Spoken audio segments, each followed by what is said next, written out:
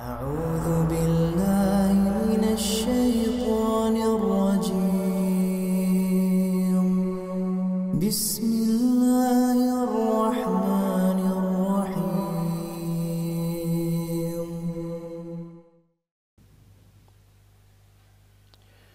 بسم الله الرحمن الرحيم. السلام عليكم ورحمة الله وبركاته. إن الحمد لله نحمده ونستعينه ونستغفره ونعوذ بالله من شرور أنفسنا ومن سيئات أعمالنا. من يهده الله فلا مضل له ومن يضلل فلا هادي له. أشهد أن لا إله إلا الله وحده لا شريك له وأشهد أن محمدا عبده ورسوله لا نبي ولا رسول بعده. يا أيها الذين آمنوا اتقوا الله حق تقاته ولا تموتن إلا وأنتم مسلمون.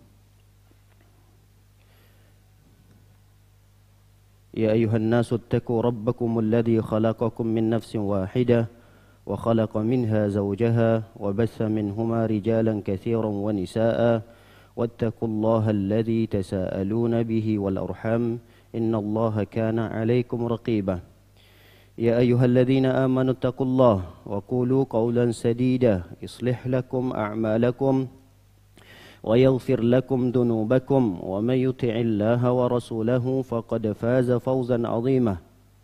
أما بعد فإن أصدق الحديث كتاب الله وخير الهدي هدي نبينا محمد صلى الله عليه وسلم وشر الأمور محدثاتها فإن كل محدثة بدعة وكل بدعة ضلالة وكل ضلالة في النار.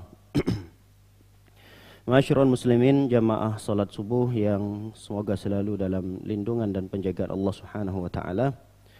Pada pagi yang berbahagia ini kita bersyukur kepada Allah Subhanahu wa taala telah melimpahkan begitu banyak nikmat yang dengannya alhamdulillah kita bisa menunaikan kewajiban kita sebagai hamba Allah Subhanahu wa taala. Semoga apa yang kita lakukan pada pagi yang berbahagia ini menjadi pemberat timbangan amal soleh kita pada hari kiamat. Semoga kebaikan yang kita lakukan di pagi hari ini pertanda bahwa pintu-pintu kebaikan setelahnya akan mudah kita kerjakan sampai terbenamnya matahari. Para hadirin dan hadirat dimulakan oleh Allah Subhanahu wa taala. Pada kesempatan yang singkat ini kita akan melanjutkan kajian kita pada pembahasan makna atau penjelasan dari zikir pagi dan petang yang terbiasa kita baca, di mana pada pertemuan yang lalu kita membahas satu zikir atau doa yang Rasul sallallahu alaihi wasallam meminta 3 perkara kepada Allah Subhanahu wa taala. Yang pertama adalah ilmu yang bermanfaat, kemudian yang kedua rezeki yang baik, dan yang ketiga adalah amal yang diterima. Baik, pada kesempatan kali ini kita akan melanjutkan di antara zikir yang dibaca di waktu pagi dan di waktu petang adalah zikir yang berbunyi asbahna ala fitratil Islam wa ala kalimatil ikhlas wa ala dini nabiyyina Muhammadin sallallahu alaihi wasallam wa ala millati abina Ibrahim hanifan musliman wa ma kana minal musyrikin. Ini diantara zikir yang dibaca di waktu pagi. Jika kita baca ini di waktu sore, maka kalimat asbahnanya diganti dengan amsayna. Amsayna ala fitratil Islam wa ala kalimatil ikhlas wa ala dini nabiyyina Muhammadin sallallahu alaihi wasallam wa ala millati abina Ibrahim hanifan musliman wa ma kana minal musyrikin. Dalam riwayat yang lain hanifan musliman wa ma ana minal musyrikin. Wa ma ana minal musyrikin. Tapi yang lebih umum kita sering mendengarkan hanifan musliman wa ma kana minal musyrikin. Baik. Hadis ini diriwayatkan oleh seorang sahabat Nabi sallallahu alaihi wasallam. Mungkin sahabat ini tidak terlalu masyhur di telinga kita. Nama sahabatnya adalah Abdurrahman bin Abzah. Abdurrahman bin Abzah. Karena sahabat ini kata para ulama adalah sahabat junior. Jadi tidak nongkrongnya, tidak sering bersama sahabat-sahabat senior seperti Abu Bakar, Umar, Utsman, atau 10 sahabat Nabi yang dijamin masuk surga. Abdurrahman bin Auf, Zubair bin Al-Awwam, dan seterusnya. Ini sahabat-sahabat yang sudah tidak asing lagi. Nama-nama mereka di telinga kita. Nama Abdurrahman bin Abza ini jarang kita dengarkan, dan beliau juga jarang meriwayatkan hadis Nabi sallallahu alaihi wasallam. Suatu ketika Abdurrahman bin Abza ini hidup di zamannya Khalifah Umar bin Khattab. Karena pusat kekuasaan Umar bin Khattab adalah di Madinah, melanjutkan Abu Bakar melanjutkan Nabi SAW, maka ketika itu Abdurrahman bin Abza masih di Mekah. Ini beda wilayah ini, Mekah, Madinah. Pusat kekuasaan kalau kita bahasanya sekarang ibu kotanya lah. Di zaman Umar adalah Abu Bakar, begitu juga Nabi di Madinah. Nah, sedangkan Abdurrahman bin Abza ini ada di Mekah. Beliau ternyata seorang ulama besar di Mekah di zaman khalifahnya Umar bin Khattab. Sehingga ketika Umar safar ingin melakukan ibadah umrah, pergi ke Mekah, mendapati gubernurnya lah kalau kita yang memimpin Mekah. Kenapa orang yang tidak dikenal, mantan budak lagi? Lalu kemudian dikatakan bahwa yang mengangkat itu adalah Abdurrahman bin Abza. Kata Umar, siapa nih Abdurrahman bin Abza? Abdurrahman bin Abza inilah ulama besar, kemudian ahli fikih, dan beliau inilah ahli faraid.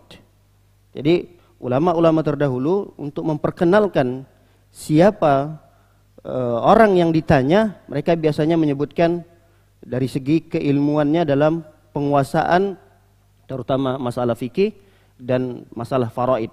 Di zaman itu masalah faraid juga termasuk masalah yang sangat rumit untuk dipelajari sampai sekarang. Masalah faraid itu adalah perkara yang sangat rumit untuk dipelajari. Baik, para hadirin dan hadirat dimuliakan oleh Allah Subhanahu wa taala. Abdurrahman bin Abza ketika itu meriwayatkan dari Nabi sallallahu alaihi wasallam. Apa kata beliau? Kana an-nabiy sallallahu alaihi wasallam idza asbaha. Nabi sallallahu alaihi wasallam apabila berada di waktu pagi, qala, beliau pun mengucapkan zikir ini. Asbahna ala fitratil Islam wa ala kalimatil ikhlas wa ala dini nabiyina Muhammadin sallallahu alaihi wasallam wa ala millati abina Ibrahim hanifan musliman wa ma kana minal musyrikin. Hadis ini diriwayatkan oleh Al-Imam Ahmad, Imam Ad-Darimi, Imam An-Nasa'i. Kemudian hadis ini disahihkan oleh ulama-ulama klasik seperti Imam Nawawi, Al-Iraqi, dan ulama-ulama kontemporer yang mensahihkan hadis ini adalah seperti Syekh Al-Imam Abdul Aziz bin Baz, kemudian Al-Imam Syekh Nasiruddin Al-Albani rahimahumullah. Artinya zikir ini valid dari Nabi sallallahu alaihi wasallam dan boleh diamalkan di waktu pagi dan di waktu sore. Kita akan masuk dalam penjelasan pada hadis ini. Kita tidak menjelaskan tentang keutamaannya karena memang tidak ada hadis-hadis yang menjelaskan tentang keutamaan daripada zikir ini. Beda dengan zikir-zikir yang lalu, ada beberapa keutamaan disebutkan oleh Nabi SAW melalui lisan beliau, hadis-hadis yang dinukilkan kepada para sahabat. Nah, pada zikir ini Abdurrahman bin Abza hanya menjelaskan Nabi pernah membacanya di waktu pagi. Tapi tentu ketika tidak ada penjelasan tentang keutamaan ini, kita tidak boleh membuat-buat keutamaan tersendiri. Namun kita perlu melihat, meninjau makna yang diajarkan oleh Nabi SAW dari zikir ini. Dari makna zikir ini barangkali akan menambah keislaman kita, tauhid kita, dan siapa sosok orang yang kita ikuti. Nah, ini dijelaskan nanti dalam dzikir ini. Sehingga di dalam keseharian kita itu jelas. Kita melangkah kemana nih? Apa yang harus kita ambil? Apa yang harus kita lakukan? Siapa orang atau siapa sosok yang kita ikuti dalam beragama? Ini bimbingan-bimbingan seperti ini ternyata bisa kita dapatkan dalam teks zikir atau doa yang kita bacakan. Bagi mereka-mereka yang paham makna daripada zikir yang dibaca. Nah, kita baca sebahagian daripada tafsir atau makna lah secara ringkas dari zikir ini. Potongan yang pertama yang akan kita jelaskan dari zikir ini adalah Rasul SAW membacakan asbahna ala fitratil Islam. Asbahna ala fitratil Islam. Kami berada, kata Nabi SAW, kami berada di atas fitrahnya Islam. Fitrah ini bisa diterjemahkan kesucian. Kami berada di atas kesucian Islam. Ada di antara yang mengatakan bahwa fitrah ini adalah khalqah al-qabilah lidinil haq. Jadi tabiat. Fitrah ini adalah satu tabiat yang semua manusia punya. Jadi fitrah ini satu tabiat yang diciptakan oleh Allah kepada semua manusia, yang tabiat itu menerima agama yang benar. Ini fitrah. Semua manusia punya. Wallati lam yahsul laha taghayyurun aw dansun bisyirk. Yang fitrah tersebut belum mengalami perubahan-perubahan atau noda-noda kesyirikan, au tahawulun ila dinin ghairi dinil Islam, atau belum berubah berpindah kepada satu agama yang di luar daripada agama Islam. Au ma yukaddir hadhihi al-fitrah wa yughayyiruha, atau fitrah ini belum dinodai atau dicemari oleh pemahaman-pemahaman, ajaran-ajaran orang tuanya. Makanya dalam satu hadis Nabi SAW, Nabi sudah menjelaskan bahwa fitrah ini sudah dimiliki oleh semua manusia. Kullu mauludin yuladu ala fitrah. Kata Nabi SAW, semua yang terlahir, semua anak yang lahir, yuladu ala fitrah. Mereka itu terlahir dalam kondisi fitrah. Ini menunjukkan bahwa semua orang memiliki tabiat itu. Tabiat menerima agama Allah Subhanahu wa taala. Fa abawahu, kata Nabi SAW, yuhawwidanihi au yunassiranihi au yumajjisanihi. Tapi kedua orang tuanya lah yang membuat dia menjadi Yahudi, yang membuat dia menjadi Nasrani, dan yang membuat dia menjadi Majusi. Lihat, Nabi tidak menyebutkan kedua orang tuanya lah yang membuatkan dia Muslim. Enggak. Tapi cuma 3 ini yang disebutkan oleh Nabi SAW. Kata Nabi SAW, semua anak yang terlahir dalam kondisi suci, fitrah. Siapa yang membuat dia menjadi Nasrani, siapa yang membuat dia menjadi Majusi, siapa yang membuat dia menjadi Yahudi, kedua orang tuanya. Tapi Rasul tidak menyebutkan kedua orang tuanya lah yang membuat dia Muslim. Karena sudah cukup dikatakan seorang itu menerima keislaman ketika dia sudah lahir dari muka bumi. Walaupun dia terlahir dari kedua orang tua yang Yahudi, Nasrani, dan Majusi. Lahirnya seorang anak dari orang tua itu sudah dianggap dia sebagai di atas agama fitrah. Jadi kalau seorang anak tersebut wafat dalam kondisi belum baligh, belum dibebankan syariat kepadanya, kemungkinan besar ketika dia dibangkitkan di padang mahsyar, dia akan diselamatkan oleh Allah Subhanahu wa taala.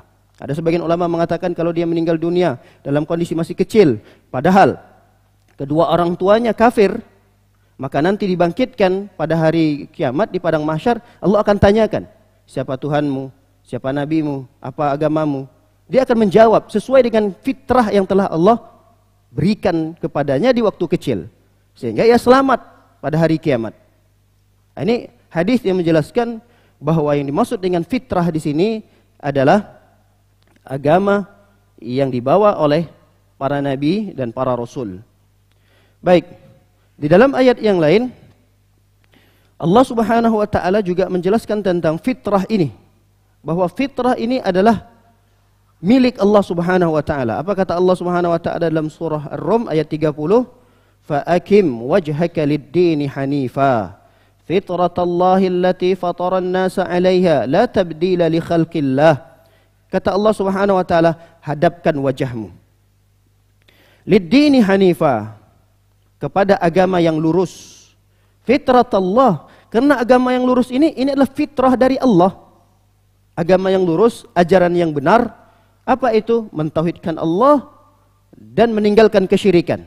Inilah fitrah yang dimiliki oleh seluruh manusia ketika mereka lahir di muka bumi ini, yaitu mentauhidkan Allah dan menjauhkan segala bentuk kesyirikan. Kata Allah Subhanahu wa taala, fa'akim wajhaka lid-dini hanifah. Hadapkan wajahmu ke arah agama yang lurus, agama yang benar. Fitratallah, ini adalah fitrah Allah. Allati fataran nasa 'alaiha, yang Allah sudah menciptakan manusia di atasnya. Allah sudah tegaskan nih, yaitu fitrah ini Allah sudah ciptakan pada manusia. Manusia pasti memiliki fitrah tersebut. Baik, ini kaitan fitrah yang kita bacakan adalah kaitan masalah iman, masalah hati. Nah, ketika dia dewasa, Rasul sallallahu alaihi wasallam mengajarkan fitrah terhadap zahiriyah. Zahiriyah itu badan, berarti terlihat kesucian badannya. Kalau yang satu hadis yang sudah kita baca, satu ayat yang sudah kita baca dalam surah Ar-Rum ayat 30 tadi, ini kesucian yang kaitannya dengan keyakinan batiniyah. Ini perlu, ini yang paling penting. Tapi ada juga perkara yang tidak boleh kita luputkan. Dan ini masalah fitrah yang kaitannya secara zahiriyah, yang tampak pada diri kita. Makanya Nabi SAW menyebutkan dalam satu hadis, Nabi mengatakan, Ashrun minal fitrah. Ada 10 kesucian yang diajarkan oleh Nabi SAW. Ashrun, ada 10. Minal fitrah, dan ini bagian daripada kesucian yang apabila dikerjakan oleh kaum muslimin cukup dia dikatakan suci, bersih. Apa itu? Yang pertama disebutkan oleh Nabi sallallahu alaihi wasallam, qashshus syarib, yaitu memotong kumis. Kemudian wa'ifa'ul lihyah, membiarkan, memelihara jenggotnya. Wassiwak, yang ketiga adalah bersiwak. Kalau sekarang kalau kita mengatakannya adalah menyikat giginya supaya tidak keluar aroma bau dari mulutnya atau dari sekitar mulutnya. Kemudian yang keempat, istinsyaqul ma', memasukkan air ke dalam hidung. Lalu kemudian yang keberapa sekarang? Yang kelima, wa qassul adhafir, memotong kuku. Yang berikutnya, wa ghaslul barajim. Ghaslul barajim ini adalah membasuh atau mencuci bagian-bagian badan yang dia ada lipatan-lipatannya. Ada persendian-persendian badan, itu dibasuh. Karena itu adalah tempat-tempat berkumpulnya kotoran, tempat berkumpulnya noda. Nah, itu dianjurkan untuk dibasuh. Apalagi yang mohon maaf misalnya dia agak kelebihan lemak badan yang di situ ada lipatan-lipatannya. Nah, itu dibasuh. Ini kesucian yang diajarkan oleh Nabi SAW pada tampilan zahir seseorang. Jadi ketika seseorang itu sudah bersih keyakinan akidahnya, bukan artinya dia tidak memperhatikan kebersihan, kesucian daripada tubuhnya, tidak. Makanya bagian daripada ajaran Islam menjelaskan kepada kita at-tahuru syatrul iman. Kesucian, kebersihan itu bagian daripada keimanan. Makanya Nabi SAW menyebutkan 10 perkara ini jangan sampai tidak teramalkan pada diri seorang muslim. Di antaranya yang dilanjutkan oleh Nabi SAW adalah wanatful ibti. Natful ibti ini adalah mencabut bulu ketiak. Mencabut bulu ketiak. Wa halqul anah. Halqul anah, mencukur bulu kemaluan. Wa intiqasul ma'. Intiqasul ma' ini istinja menggunakan air. Istinja ini cebok menggunakan air. Walaupun ada pilihan, boleh seseorang itu ceboknya menggunakan batu, boleh. Tapi kalau ada pilihan di situ menggunakan air, maka lebih afdal, lebih bagus menggunakan air. Intiqasul ma', cebok menggunakan air. Qala Zakaria, periwayat hadis ini lupa. Dia nyebutkan cuma 9. Saya lupa yang ke-10 kata beliau. Wa nasitul ashirah, saya lupa yang ke-10. Intiqasul ma' yakni al-istinja. Ada yang mengatakan illa an takuna al-matmadah. Yang ke-10 itu sepertinya adalah matmadah. Matmadah itu adalah kumur-kumur. Ini menunjukkan kata para ulama bahwa kuatnya hafalan para ulama, para sahabat-sahabat Nabi SAW. Hafalan mereka sangat kuat. Tapi sekuat apapun hafalan seorang, maka ada kadang-kadang sisi kekurangannya, diantaranya kelupaan daripada hafalan yang pernah mereka dapatkan dari sahabat-sahabat yang lain atau dari Nabi SAW. Oleh karenanya beliau mengatakan sepertinya yang 10, karena yang 10 ini saya lupa. Illa an takun matmadah. Artinya yang 10 adalah matmadah, yaitu kumur-kumur. Baik, para hadirin dan hadirat dimuliakan oleh Allah Subhanahu wa taala. Dari 10 fitrah yang disebutkan oleh Nabi SAW, 9 diantaranya adalah anjuran untuk menjaga kebersihan dan kesucian badan kita. Kecuali satu yang tidak ada kaitannya dengan kebersihan. Apa itu diantara 10 tadi? Yang tidak ada kaitannya dengan fitrah.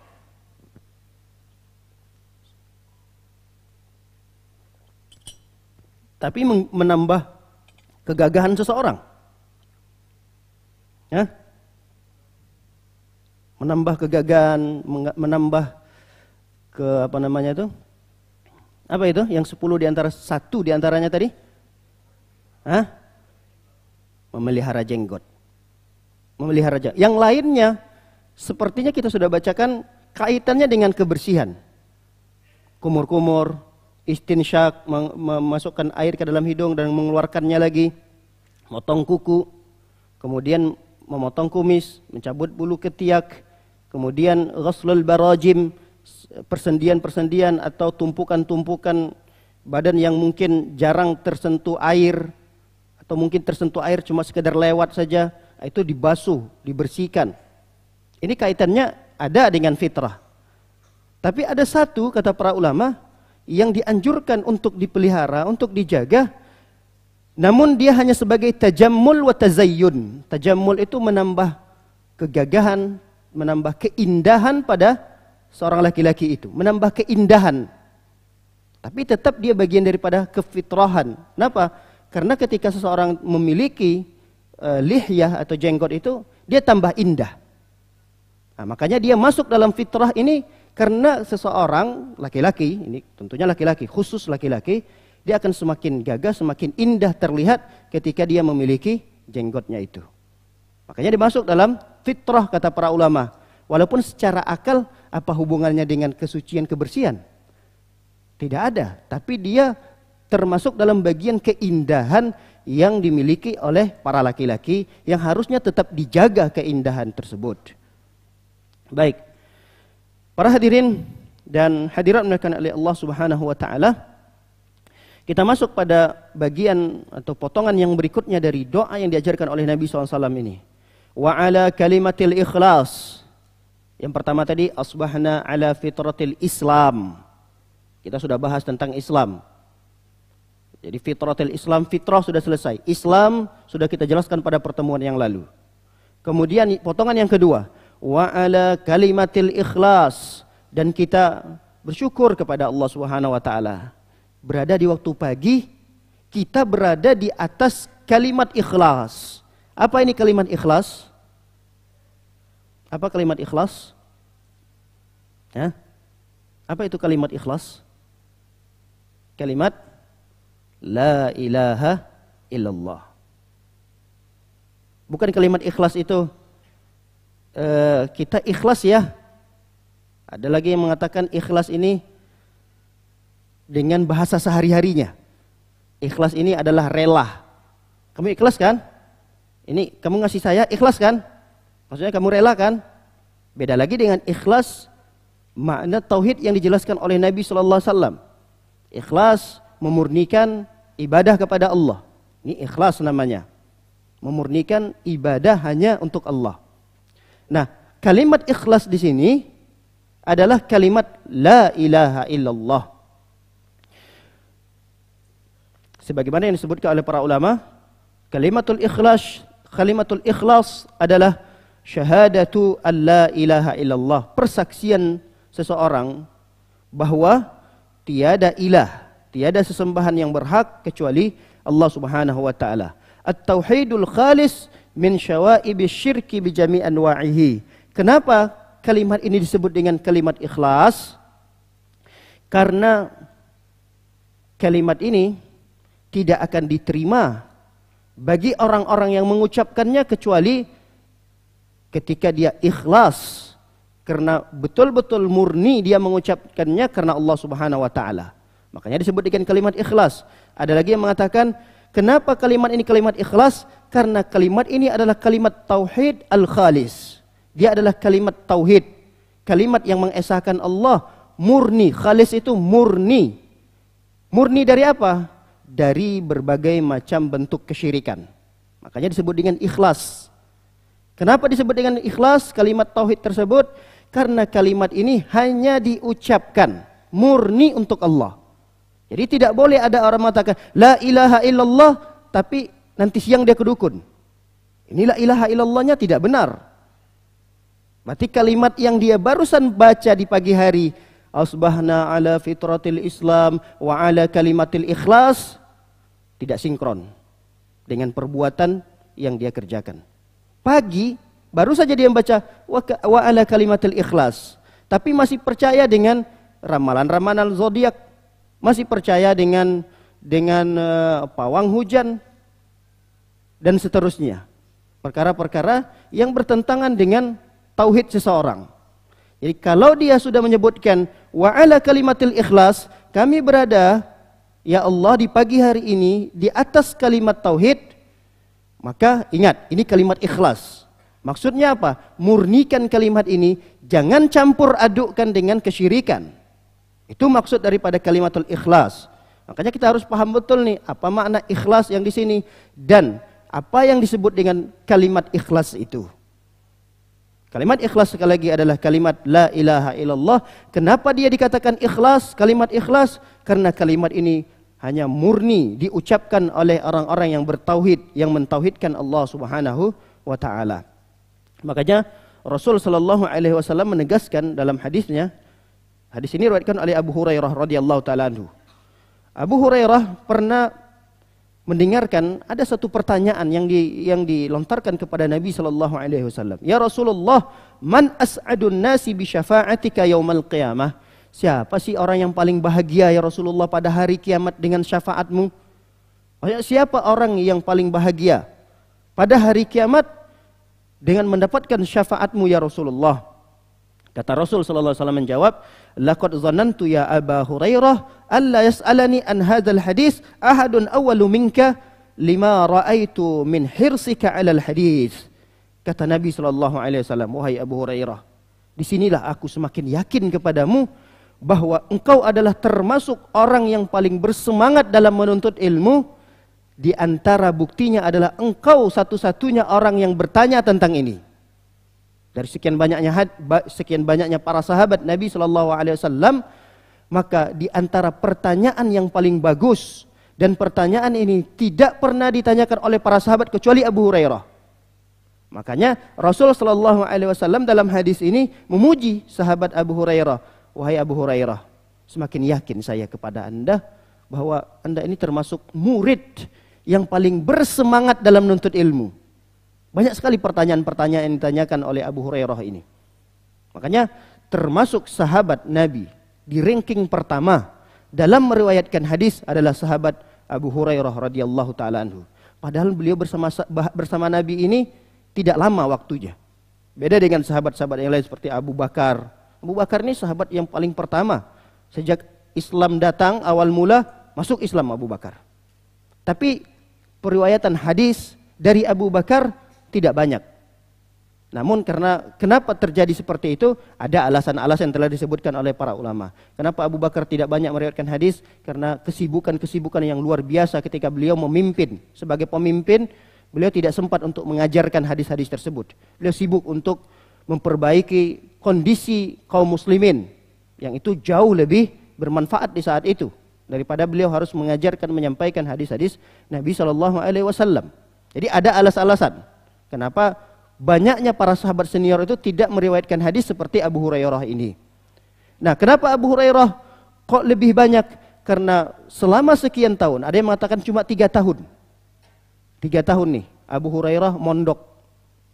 Mondok itu ya, Abu Hurairah ini merelakan waktunya itu betul-betul untuk belajar. Sampai-sampai beliau tidak pulang ke rumah.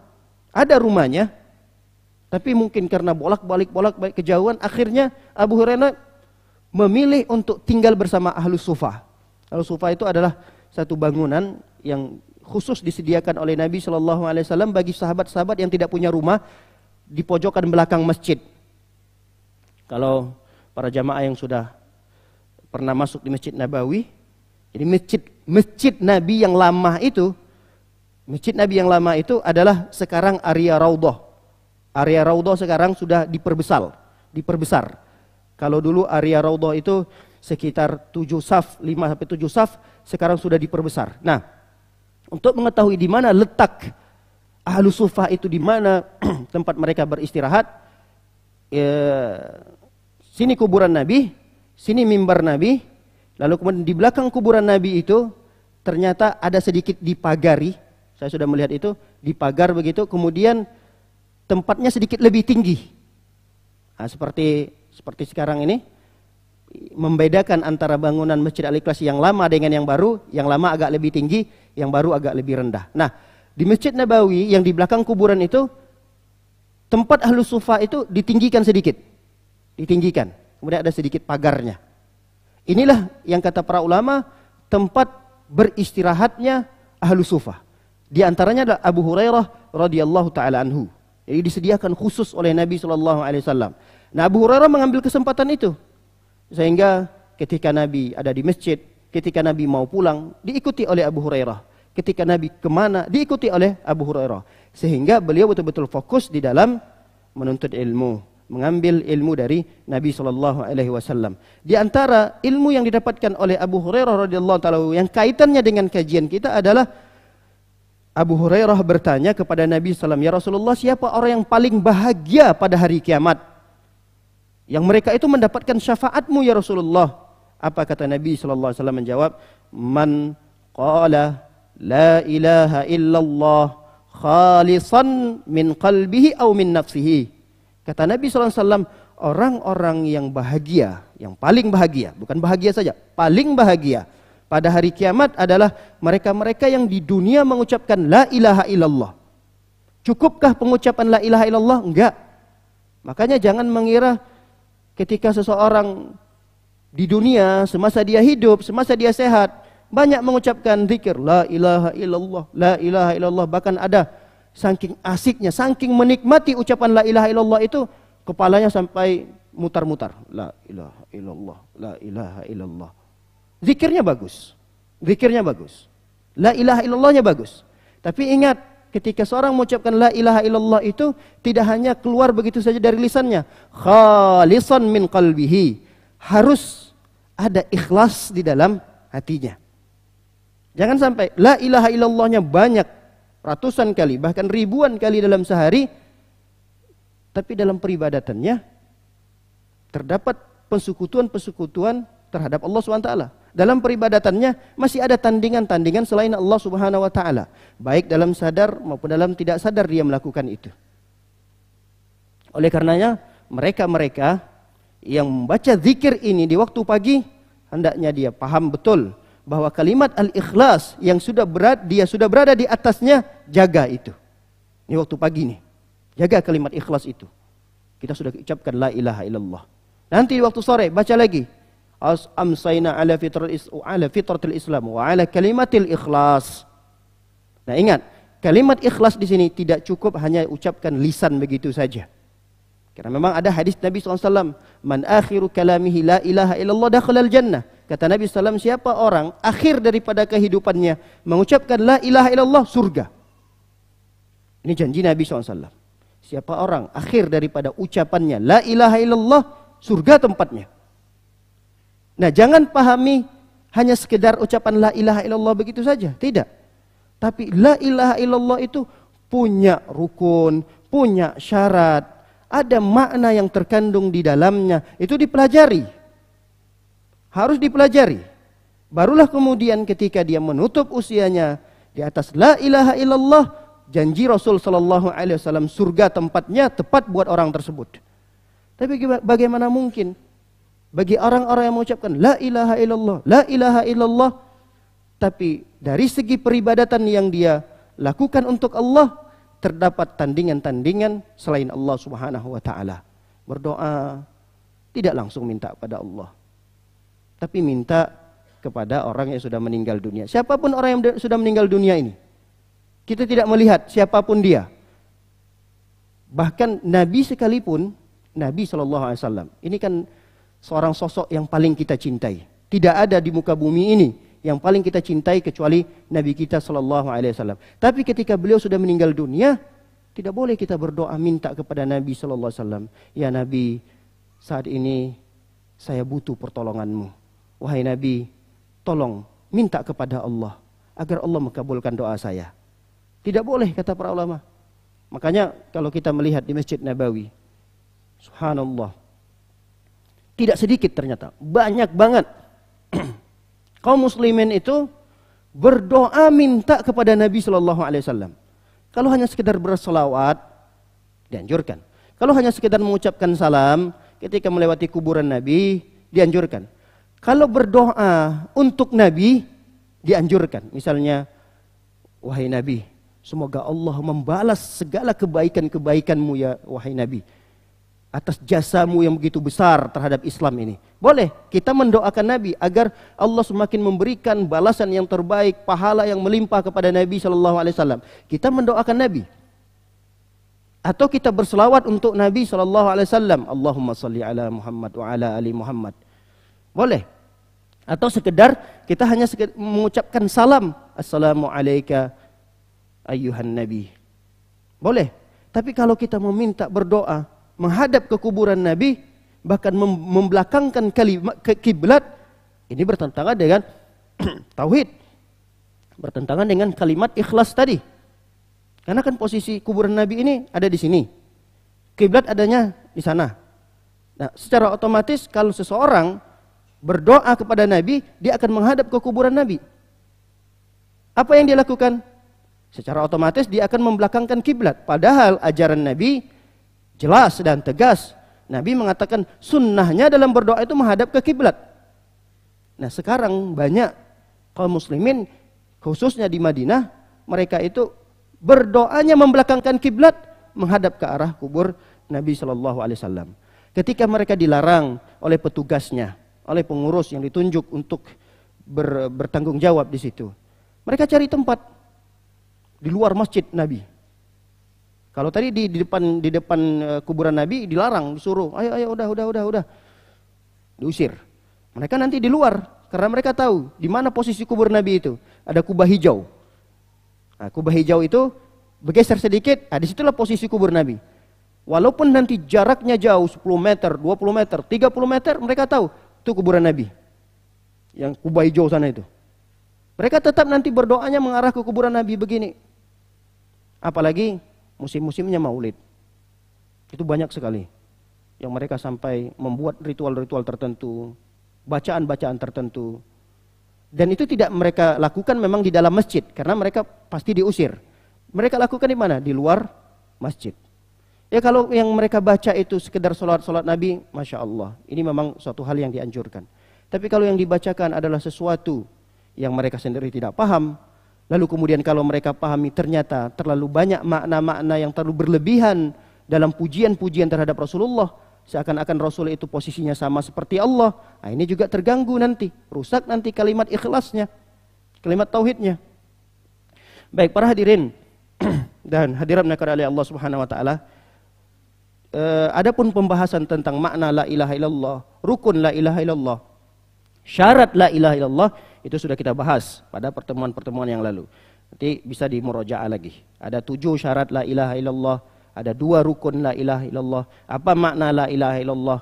Apa konsekuensi dari orang-orang yang mengucapkan la ilaha illallah? Nah, ini sudah kita bahas pada zikir-zikir yang terdahulu. Jadi sekali lagi kami ulangi, zikir-zikir pagi, sore yang kita baca ini kandungannya Masya Allah. Kalau kita pahami, erat kaitannya dengan tauhid.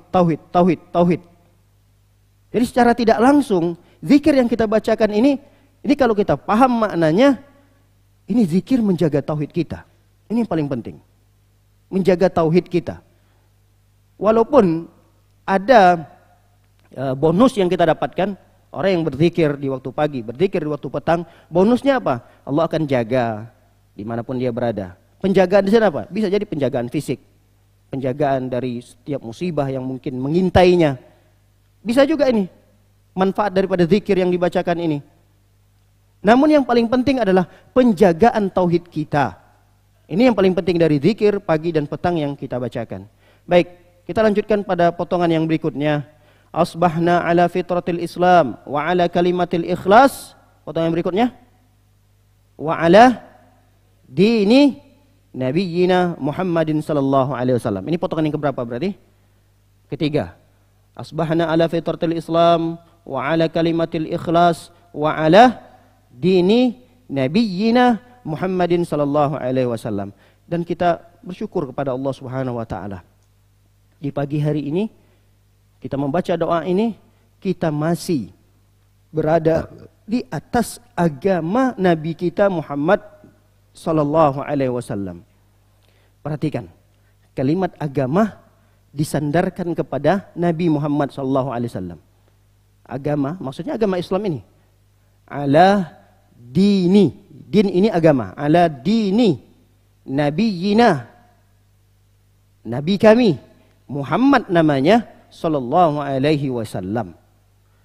Agama disandarkan kepada Nabi Muhammad sallallahu alaihi wasallam. Kenapa? Kata para ulama, karena agama Islam itu disampaikan oleh Nabi, dibawa oleh Nabi. Nabi sallallahu alaihi wasallam diutus oleh Allah Subhanahu wa taala untuk menyebarkan agama Islam ini. Makanya kita bisa lihat di dalam surah As-Saff ayat yang ke-9, Allah Subhanahu wa taala berfirman, "Huwallazi arsala rasulahu bil huda wa dinil haqq liyuzhirahu 'alad dini kullih walau karihal musyrikun." Kata Allah Subhanahu wa taala, "Huwallazi arsala rasulahu bil huda wa dinil haqq." Allah mengutus, arsalah, mengutus rasulahu, maksudnya Nabi Muhammad sallallahu alaihi wasallam dengan apa? Huda, dengan petunjuk yang dibawa oleh Nabi SAW, merupakan Al-Quran dan hadis Nabi SAW. Wadinil haq, yaitu yang kedua adalah agama yang benar. Itulah agama Islam. Makanya agama Islam ini disandarkan kepada Nabi SAW, karena agama Islam ini dibawa oleh Nabi SAW. Maka ini bagian salah satu keistimewaan yang dimiliki oleh Nabi kita. Agama Islam ini sampai kepada kita sekian miliar umatnya, mungkin tidak terhitung nanti sampai akhir zaman. Berapa umat Nabi SAW yang mengikuti Nabi SAW. Nabi SAW mendapatkan bagian daripada pahala orang-orang yang beragama tersebut. Karena agama ini dibawa oleh Nabi SAW. Jadi Nabi diam-diam saja sekalipun, Nabi tetap akan mendapatkan aliran pahala. Apalagi udah sekian ratus tahun nih Nabi meninggal, sekian ribu tahun Nabi SAW meninggal dunia. Bayangkan berapa puluh miliar mungkin kaum muslimin yang berada di atas agama Nabi Muhammad SAW. wa ala dini nabiyyina Muhammadin sallallahu alaihi wasallam. Makanya kita patut untuk bersyukur kepada Allah dan berterima kasih kepada Nabi Muhammad sallallahu alaihi wasallam. Dengan apa kita berterima kasih kepada Nabi sallallahu alaihi wasallam yang karena jasa beliau kita bisa di atas agama Islam ini dengan memperbanyak selawat. Dengan memperbanyak selawat, terutama di hari Jumat. Jangan kaku lisan kita untuk berselawat kepada Nabi. Berselawat, ini suatu hal yang dianjurkan. Jangan kita termasuk orang yang malas atau mungkin berat lisan kita atau mungkin tidak terbiasa lisan untuk berselawat kepada Nabi sallallahu alaihi wasallam. Bahkan Nabi sallallahu alaihi wasallam sangat menegaskan dalam satu hadisnya termasuk orang yang paling pelit. Siapa mereka? Hah? Kenapa? Ketika disebutkan nama Nabi, dia tidak berselawat. Sudah berapa puluh kali tadi ini saya menyebutkan Nabi. Pertanyaannya, selawat enggak kita? Kalau kita tidak berselawat, berarti kita termasuk dalam ancaman hadis Nabi ini. Kalau kita mendengarkan nama Nabi, Nabi Muhammad, langsung kita sallallahu alaihi wasallam, sallallahu alaihi wasallam, sallallahu alaihi wasallam. Kalau kita mendengar nama Nabi Muhammad, dengar doang kita nih, tapi kita tidak berselawat. Ini terancam orang yang kata Nabi SAW, inilah orang yang paling pelit itu. Nah, makanya di antara bentuk rasa terima kasih kita kepada Nabi sallallahu alaihi wasallam, sallallahu alaihi wasallam, sallallahu alaihi wasallam, walaupun sedikit, adalah kita memperbanyak selawat kepada Nabi sallallahu alaihi wasallam. Para hadirin dan hadirin dimuliakan oleh Allah Subhanahu wa taala. Ingatlah, agama yang dibawa oleh Nabi sallallahu alaihi wasallam itu adalah agama yang sudah sempurna. Ini perlu kita garis bawahi. Kalau kita sudah membaca zikir ini, wa ala dini nabiyyina Muhammadin sallallahu alaihi wasallam, kita baca zikir ini waktu pagi, kita baca zikir ini waktu petang, ingat, yang dimaksud dengan agama Nabi Muhammad itu adalah agama Islam yang sudah sempurna. Dan kesempurnaan ini sudah distempel oleh Allah Subhanahu wa taala dalam Al-Qur'an. Apa kata Allah? Al-yauma akmaltu lakum dinakum wa atmamtu alaikum ni'mati wa raditu lakumul Islam madina. Kata Allah, pada hari ini aku sudah sempurnakan agamamu wahai Muhammad.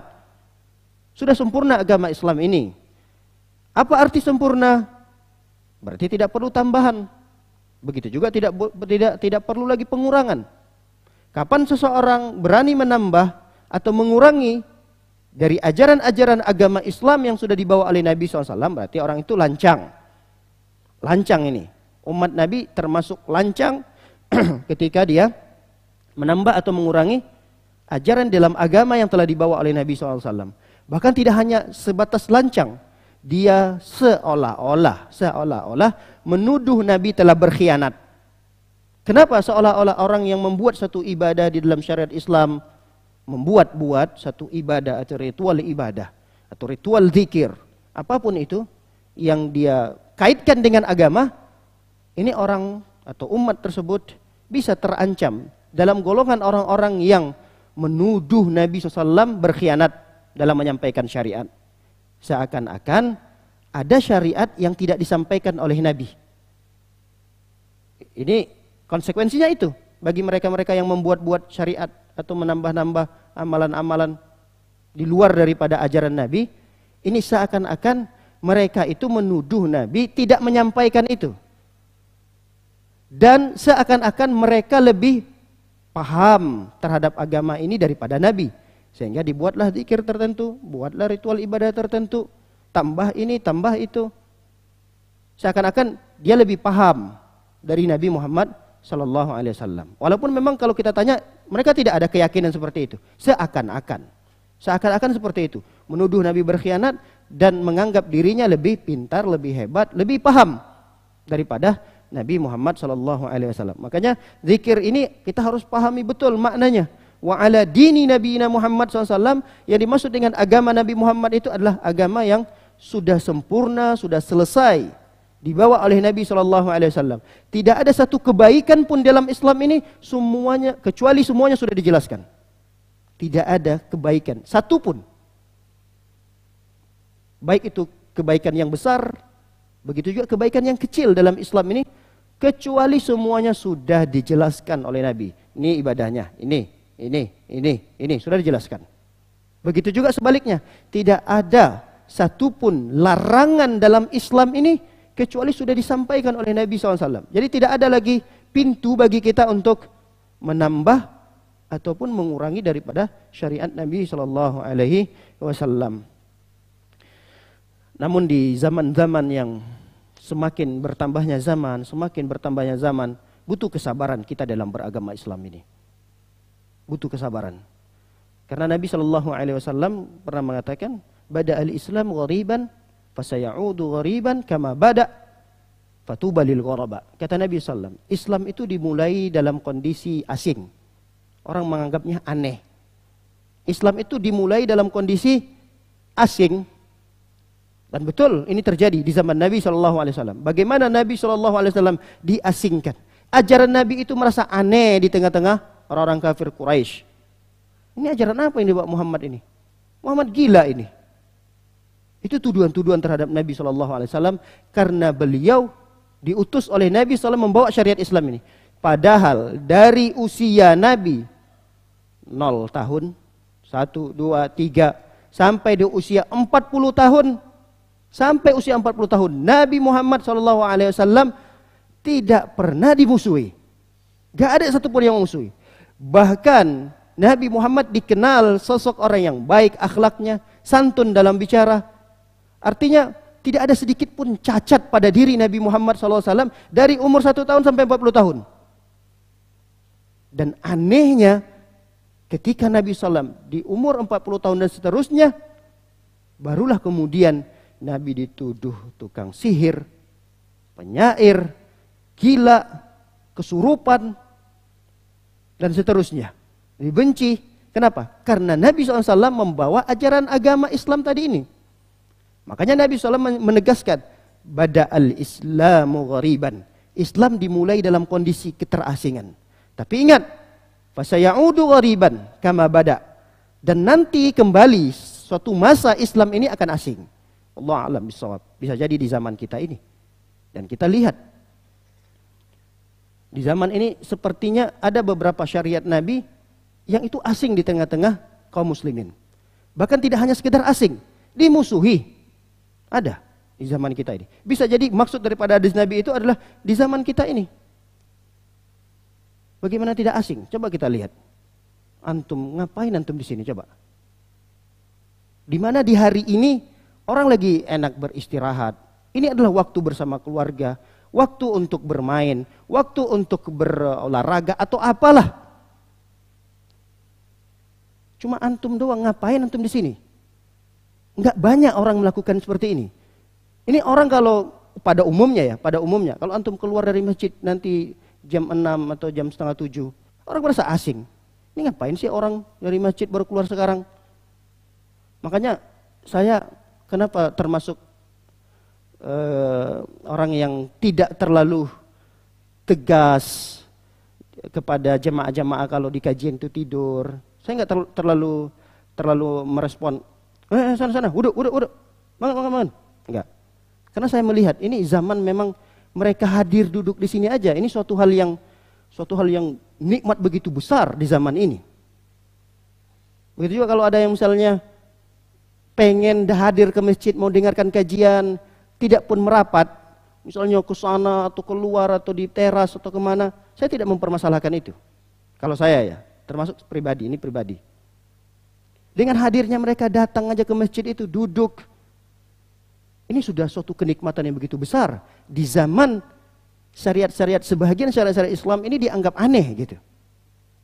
Apalagi datang ke masjid yang mendapatkan tuduhan-tuduhan. Misalnya datang ke suatu masjid, ya masjid ini mendapatkan tuduhan dari beberapa ya kaum muslimin lah. Itu adalah masjid yang diajarkan di sana kesesatan-kesesatan. Terlalu banyak ajaran-ajaran yang bertentangan dengan nenek moyang dan seterusnya. Nah, ada orang yang datang ke masjid itu duduk. Walaupun memang dari rumah tidak boleh. Niatnya Untuk tidur nggak boleh. Memang niatnya harus betul-betul ikhlas, betul-betul ingin menuntut ilmu. Adapun nanti duduk di masjid, lalu kemudian dapat bonus, agak ngantuk-ngantuk, terus tertidur dikit, ya alhamdulillah. Alhamdulillah. Tapi kalau itu bisa untuk tidak dilakukan, afdol. Bisa ditahan, itu afdol. Memang begitu afdolnya dalam majelis ilmu. Tapi saya tidak termasuk orang yang tegas seperti sebagian ustaz-ustaz yang lain, karena memang menghormati ilmu yang luar biasa, mereka tegas. Dan itu juga tidak salah. Tidak salah. Inilah yang sepatutnya kalau bisa dilakukan. Tapi saya melihat ini zaman udah zaman gharib. Gharib itu aneh. Orang yang duduk datang ke masjid, sholat berjamaah, itu adalah bagian daripada hal-hal yang aneh dilakukan oleh sebagian kaum muslimin saat ini. Buktinya kalau ini adalah bagian yang tidak termasuk aneh, di masjid pasti penuh. Tidak hanya masjid ini, seluruh masjid harusnya penuh. Kenapa? Karena ajaran syariat Islam, sholat berjamaah bukan satu yang aneh. Berarti ini suatu hal yang aneh. Majelis-majelis ilmu dihidupkan kembali. Hanya segelintir orang yang hadir. Ini berarti aneh. Gharib, terasing. Makanya bersyukurlah kepada Allah Subhanahu wa taala karena mudah-mudahan kita termasuk dalam hadis ini. Makanya di akhir hadis Nabi mengatakan fatuba lil ghuraba. Bergembiralah, berbahagialah mereka-mereka orang-orang yang ghuraba itu. Apa itu ghuraba? Ghuraba kalau kita lihat dalam penafsiran Nabi SAW dalam hadis yang lain, Nabi mengatakan qaumun salihun qalilun fi nasin su'in katsir man ya'sihim aksar mimman yuti'uhum. Kata Nabi SAW, mereka-mereka orang yang terasing itu, ghuraba tadi, qaumun salihun, mereka-mereka adalah orang-orang yang soleh. Qalilun, lihat nih kalimatnya, qalilun, sedikit sekali, fi unasin su'in katsir, di tengah-tengah manusia yang begitu banyak, tapi su ini ya buruk. Buruk. Jadi kalau ada segelintir orang di tengah-tengah masyarakat ya buruk. Nah, sedikit segelintir orang inilah yang disebut dengan orang-orang yang soleh tadi, orang-orang yang ghuraba tadi. Kita berdoa kepada Allah Subhanahu wa taala, berharap mudah-mudahan kita semuanya dan keluarga-keluarga kita termasuk dalam golongan orang-orang yang soleh tersebut. Amin ya rabbal alamin. Dalam hadis yang lain Nabi SAW menerjemahkan kalimat ghuraba. Apa itu ghuraba? Ghuraba itu adalah alladzina yuslihuna idza fasadan nas. Jadi tidak hanya sekedar soleh, tapi dia muslih. Apa itu muslih? Mencoba untuk memperbaiki manusia-manusia yang rusak. Dan ini tugas kita. Tugas kita memperbaiki. Jadi kita tidak cukup hanya baik sendiri. Enggak. Tapi kita juga harus ada upaya untuk memperbaiki setelah kita baik. Nah, ini disebut dengan ghuraba. Dengan cara-cara kita. Ada orang pengen memperbaiki keluarganya dengan cara memberikan hadiah. Sering memberikan hadiah. Ada orang yang memperbaiki lingkungannya dengan dia membuat satu ide-ide atau gagasan-gagasan yang dengan gagasan tersebut memunculkan kebaikan-kebaikan dan menghilangkan kerusakan-kerusakan yang ada di tengah-tengah masyarakat. Yang misalnya di lingkungan tersebut, kalau di hari-hari besar misalnya, hari-hari besar duniawi misalnya, besoknya libur, kadang-kadang ada warga itu ngumpul. Ngapain mereka ngumpul? Misalnya minum-minuman khamar. Dia tinggal di lingkungan itu. Lalu kemudian bagaimana caranya ini? Apa yang harus dilakukan? Dia mutar otaknya untuk berpikir bagaimana kumpul-kumpulan seperti ini tidak ada di lingkungannya. Ini muslih namanya. Dia tidak cukup soleh, tapi di lingkungan itu dia juga muslih. Ada orang yang dengan kemampuannya ingin mengajak orang lain kepada kebaikannya, dia masuk pada hobi-hobi orang ini apa ini? Dia masuk ke situ. Selama tidak dia yang terpengaruh. Di lingkungan tersebut, oh ini nih, perkumpulannya di lingkungan ini nih. Nah, saya ikutan deh. Selama perkumpulan itu tidak ada pertentangan syariat, tapi dia pastikan dia bisa memberikan warna atau mempengaruhi orang-orang tersebut. Kalau dia lihat, wah, saya sudah masuk di sana 2 bulan, 3 bulan, setahun, 2 tahun, nggak ada. Ah, udahlah, saya tinggalkan. Daripada saya yang terpengaruh, daripada agama saya yang rusak, Harusnya dia begitu. Nah, ini yang disebut dengan ghuraba tadi. Lihat apa kata Abdullah bin Umar bin Al-As. Orang yang ghuraba dalam agama Islam ini adalah al-farraruna bidinihim. Mereka yang sudah tidak bisa lagi beragama dengan tenang di lingkungan tersebut, dia tinggalkan. Farrarun. Ini yang dilakukan oleh Ashabul Kahfi. Ashabul Kahfi yang jumlah mereka 6 orang. Mereka lari dari lingkungan mereka karena mereka tidak bisa beragama, tidak bisa mentauhidkan Allah, tidak bisa beribadah kepada Allah. Terancam mereka. Sehingga mereka melarikan diri mereka, pergilah ke suatu bukit, di sana ada gua. Disitulah mereka bersembunyi. Lalu kemudian ditidurkan oleh Allah Subhanahu wa taala 309 tahun. Farrarun, mereka lari menyelamatkan agama mereka. Kalau sudah tidak bisa tadi kita soleh, kemudian kita sudah soleh, kita ingin menjadi muslih, ini tidak bisa kita lakukan, udah tinggalkan lingkungan tersebut. Jangan lagi bersama lingkungan itu. Baik para hadirin yang dimuliakan oleh Allah Subhanahu wa taala. Makanya orang yang beragama Islam di zaman ini, mereka itu dipermisalkan oleh Nabi SAW seperti menggenggam bara api. Apa kata Nabi SAW? Ya'ti 'alan nasi zamanun as-sabru fihim 'ala dinihi kalqabid 'alal jamar. Kata Nabi SAW, akan datang nanti masanya di mana manusia itu ketika mereka beragama dibutuhkan kesabaran. Nih, as-sabir. Dalam beragama, agama Islam ini butuh kesabaran. Terutama di zaman kita. Di zaman kita ini butuh kesabaran dalam beragama. Apalagi fasilitas-fasilitas untuk menjauhkan kita dari agama itu banyak banget. Hal-hal yang ingin menjauhkan kita dari agama itu banyak. Kalau kita tidak punya kesabaran dan tidak menguatkan kesabaran kita, dipastikan kita jauh dari agama.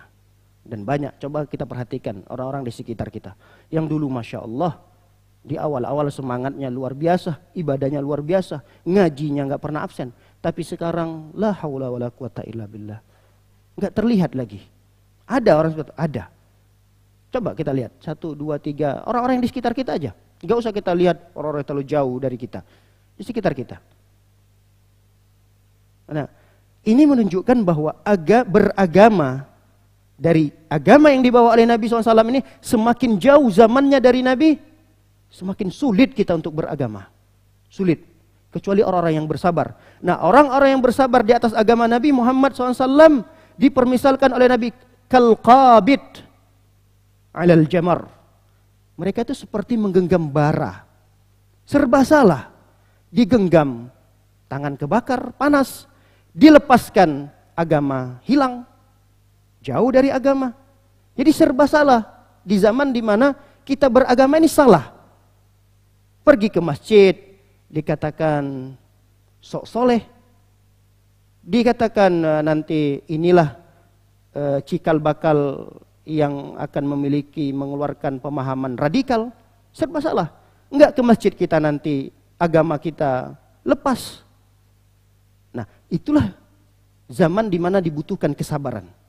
Dan mungkin di zaman ini sudah bagian termasuk daripada zaman tersebut. Orang yang beragama, bersabar dalam agama ini, dia butuh kesabaran. Seperti menggenggam kalqabid. Tapi dia tidak boleh genggam rapat-rapat, kencang-kencang. Nah, nanti terlalu berlebihan.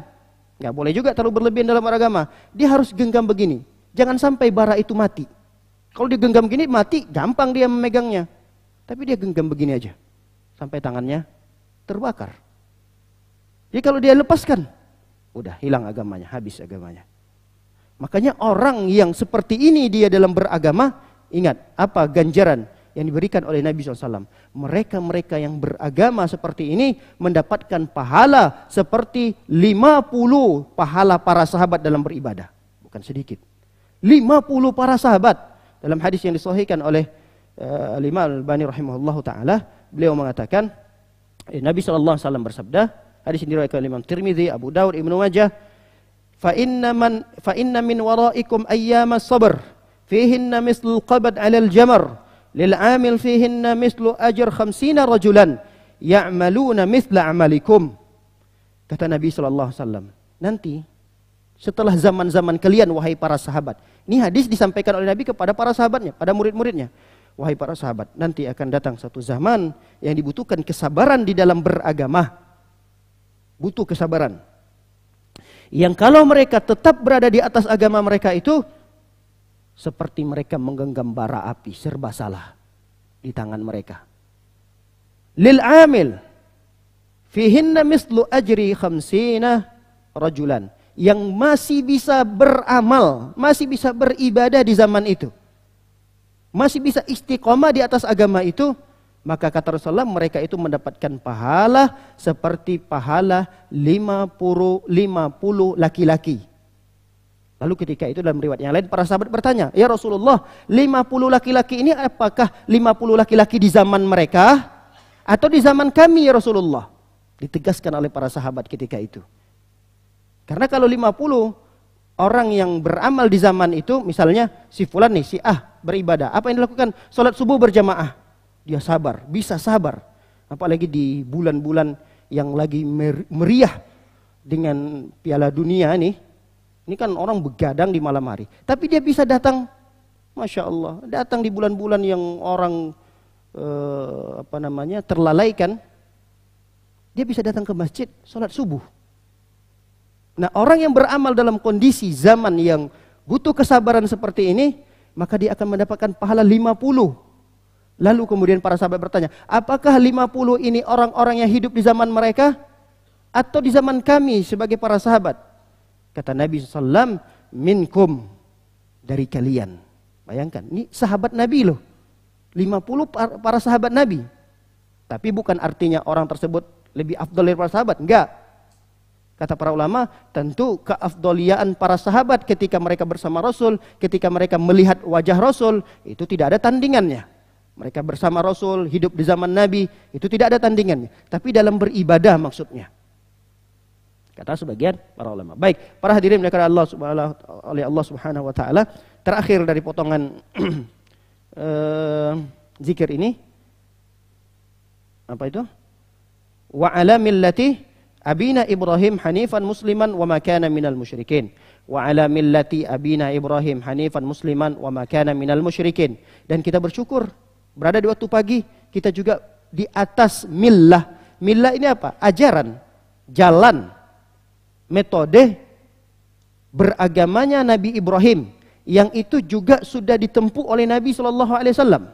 Jalan itu sudah ditempuh oleh Nabi SAW. Millati abina, ayah kami. Jadi orang Arab yang mengatakan ini, abina. Karena umumnya orang Arab itu ya dari keturunan Nabi Ibrahim. Kita tahu sejarahnya di mana ketika Nabi Ibrahim punya anak Ismail, punya istri Hajar, lalu kemudian Nabi Ibrahim diperintahkan untuk mengasingkan mereka di suatu tempat. Di tempat ini yang disebut, yang saat ini kita kenal dengan Mekah. Di saat itu tidak ada satupun orang yang berada di sana. Ini tandus, gersang, tidak ada tanda-tanda kehidupan, tidak ada pepohonan, tidak ada tempat penginapan. Disitulah ditinggalkan oleh Nabi Ibrahim, istri dan anaknya. Nah, dari sinilah cikal bakal itu nanti muncullah orang-orang Arab yang saat ini. Nah, dari mana Nabi Ismail menikah? Dari orang yang lewat. Jadi ada pedagang yang dari Yaman. Dari Yaman ketika mereka mau ke Madinah, ketika mereka mau Syam, pasti melewati tempat tersebut. Ketika Nabi Ismail ketika di zaman Nabi Ismail dan Hajar beberapa hari di sana sudah muncul tanda-tanda kehidupan. Di antara tanda kehidupan yang paling penting adalah munculnya air Zam-Zam. Dulu kan belum ada. Makanya tidak ada orang yang tinggal di situ. Keluar air Zam-Zam, setiap orang yang lewat minta izin. Boleh nggak kami tinggal di sini juga? Ikut.